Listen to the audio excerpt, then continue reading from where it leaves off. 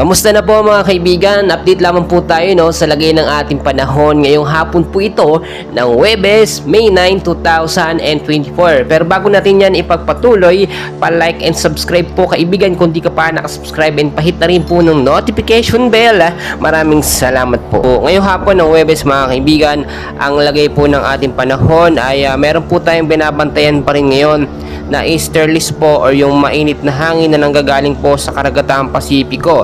Kasama pa po dito ang trap ng low pressure area dito po sa may bandang Silangang Mindanao. So makikita nyo naman po sa ating live radar na meron pong bilog dyan. Ayan po yung sinasabi natin na trap ng low pressure area, at yung direction po niya ay tinutumbok po etong bandang Silangang Mindanao. So ito po ay posibleng makaapekto or magbigay ng pag-uulan po diyan sa area ng Mindanao mga kaibigan, sa may bandang Silangan, at pwedeng maapektuhan ng ilang bahagi ng Luzon at Visayas kasama ang Metro Manila.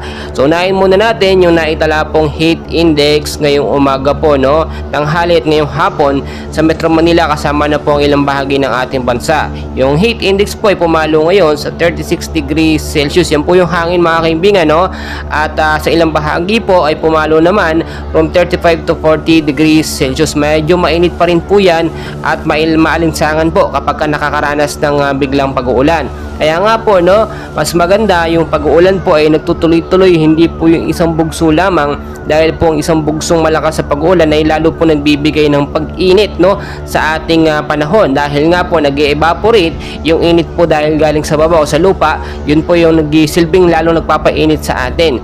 Huwag kayong mag-alala mga kaibigan, ayon po sa synopsis natin galing sa Pag-asa, etong easterlies po kasama na po dyan ng ilang mga localized thunderstorm na nakakapekto sa ating bansa ay posibleng magpaulan. Sa area po ng Metro Manila, kasama na po dito ang ilang bahagi ng ating bansa, ay posible pong makaranas ng mga isolated light rains to heavy rainfall pagdating po ng hapon at sa gabi. Posible maging effective din po ito hanggang sa hapon po ng bukas. So maging handa po tayo sa posibleng biglaang pag-uulan. Kung sakali man pong umulan ng malakas o tuloy-tuloy, maging handa po yung mababang lugar sa Metro Manila na lagi pong binabaha. Kaya din po mag-ingat tayo sa mga posibleng landslide doon sa mga landslide prone area.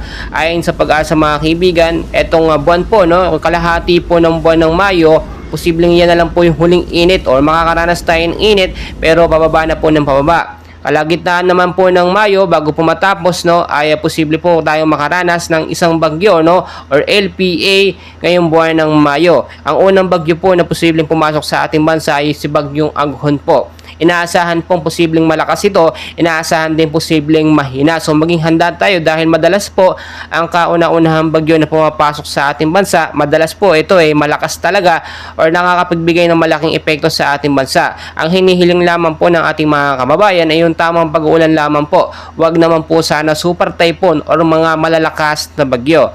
Mga kaibigan, lagi ko pong pinapaalala, ang weather po natin ay pabago-bago, hindi po ito accurate. Minsan nagbabago po yung temperatura, minsan naman ay tumataas at bumababa. Mga kaibigan, lagi ko pong pinapaalala, kung kayo po ay alis sa inyong mga kabayan, ugaliin po magdala ng payong at ng sombrero panlaban po sa init. Gayun din po, malamig na tubig, magbaon kayo, iwas din po yan sa heat stroke. Kaya naman, please paka-like and subscribe po mga kaibigan, and pa-share na rin sa ating mga loved ones para updated sila sa lagay ng ating panahon.